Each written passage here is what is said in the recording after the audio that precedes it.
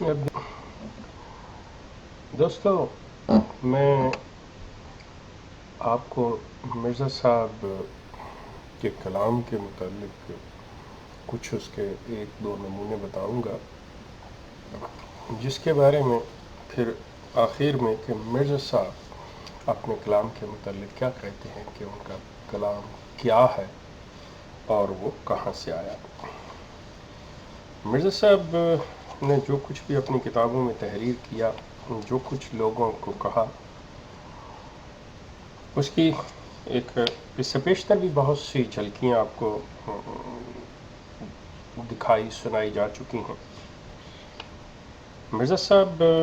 لیکن ایک ان کا اپنا مقولہ ہے مرزا صاحب کا، کہتے ہیں کہ جب دل بگڑتا ہے تو زبان ساتھ ہی بگڑ جاتی ہے، یعنی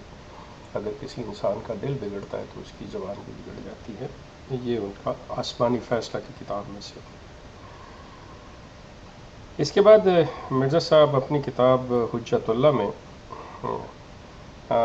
یہ ایک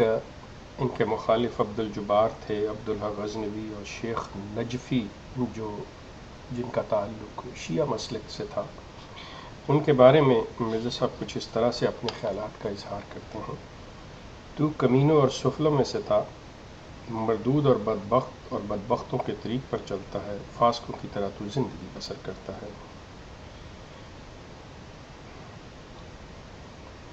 تیرا سر تیرے ہی جوتوں کے ساتھ نرم کیا جاوے، جلد بازوں کی طرح بکواس مت کر، تجھ پر لعنت اے مسخ شدہ، اے غزنی کے بندر، تو کتوں کی طرح تھا بک بک کرنے والا، کم معرفت لکنت اللسان کا داغ رکھنے والا، اور تو غرق کیا گیا اور جلایا گیا اے احمقوں کے فضلے۔ یہ حجت اللہ کے اندر ان اپنے مخالف لوگوں سے یہ مخاطب ہیں اس طرح سے۔ پھر ایک ان کا منظوم کلام ہے جس میں یہ لکھتے ہیں: اور کتا ایک صورت ہے اور تو اس کی روح ہے، پر تیرے جیسا آدمی کتے کی طرح بھونکتا ہے اور فریاد کرتا ہے۔ ہم نے تنبیہ کے لیے تجھے تمانچہ مارا مگر تو نے تمانچہ کو نہ سمجھا، بس کاش ہمارے پاس مضبوط اونٹ کے چمڑے کا جوتا ہوتا، اور جو گالی تو دینا چاہے گا وہ ہم سے سنے گا، اگر تو بات اور حملہ میں نرمی کرے گا تو ہم بھی نرمی کریں گے۔ اور تو نے بدکار عورت کی طرح رقص کیا اور مجھے فاسق ٹھہرایا، حالانکہ تو سب سے زیادہ فاسق ہے۔ پھر شیخ نجفی جو اہل تشیع تھے ان کو مخاطب کر کے لکھتے ہیں: اے شیخ، شکی سوچ اور انسانوں کی طرح فکر کر اور گدھے کی طرح آواز نہ کر، بس میں قسم کھاتا ہوں اگر خدا کا خوف اور حیا نہ ہوتا تو میں قصد کرتا کہ گالیوں سے تجھے فنا کر دیتا۔ اب یہاں پہ مرزا صاحب فرما رہے ہیں کہ انہیں خدا کا خوف اور حیا ہے، اگر انہیں خدا کا خوف اور حیا نہ ہوتا تو کہتے میں ان گالیوں سے فنا کر دیتا۔ اب خوف اور حیا ہونے کے باوجود یہ عالم ہے، اور اگر حیا نہ ہوتی تو نہ جانے کیا کرتے۔ یہ حیا اور خوف رکھتے ہوئے یہ فرما رہے ہیں۔ مرزا صاحب ایک دعویٰ کرتے ہیں، اور یہ جماعت کے لوگ اکثر کہتے ہیں کہ مرزا صاحب جو ہیں وہ شرعی نبی نہیں ہیں۔ مرزا صاحب خود بھی کہتے ہیں کہ وحی کا دروازہ بند ہے۔ لیکن آپ یہ دیکھیے کہ مرزا صاحب کی کتابیں، مرزا صاحب کا کلام جو ہے، اگر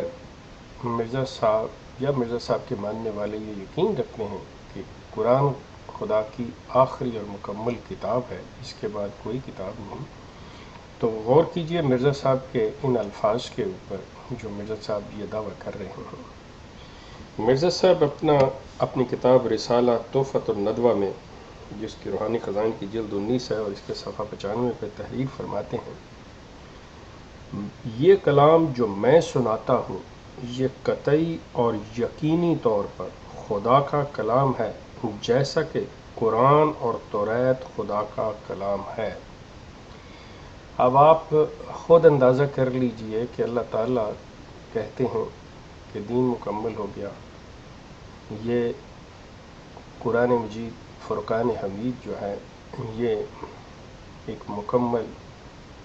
کتاب ہے اور مفصل کتاب ہے جس میں ہر بات بیان کر دی گئی اور یہ لا ریب ہے۔ اب مرزا صاحب فرما رہے ہیں کہ یہ کلام جو میں سناتا ہوں، جیسا کہ آپ نے ابھی سنا کہ وہ کہتے ہیں کہ مجھے حیا ہے، خوف ہے، ورنہ میں گالیوں سے تباہ کر دیتا اور گالیوں کیا دیتا۔ یہ تمام کلام جو ہے ان کا، قرآن کے بعد 82 ان کی کتابیں،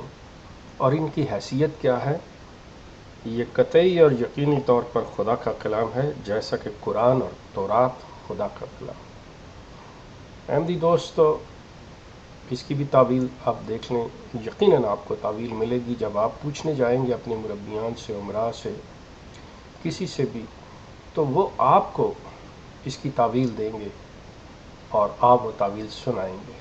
لیکن ہمت کر کے کوشش کیجئے گا، ان سے پوچھئے گا کہ الفاظ ہیں کہ یہ کلام جو میں سناتا ہوں یہ قطعی اور یقینی طور پر خدا کا کلام ہے، جیسا کہ قرآن اور تورات خدا کا کلام ہے، تو کس طرح سے یہ چیز وہ ثابت کر سکتے ہیں کہ قرآن جو ہے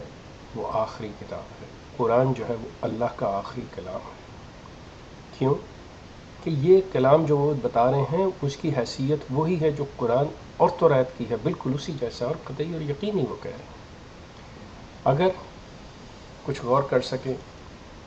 تو غور کیجئے گا، اس میں آپ کا فائدہ، آپ کی بہتری، مجھے آپ کو توجہ دلانی تھی، وہ میں نے کیا۔ آپ کا بہت شکریہ۔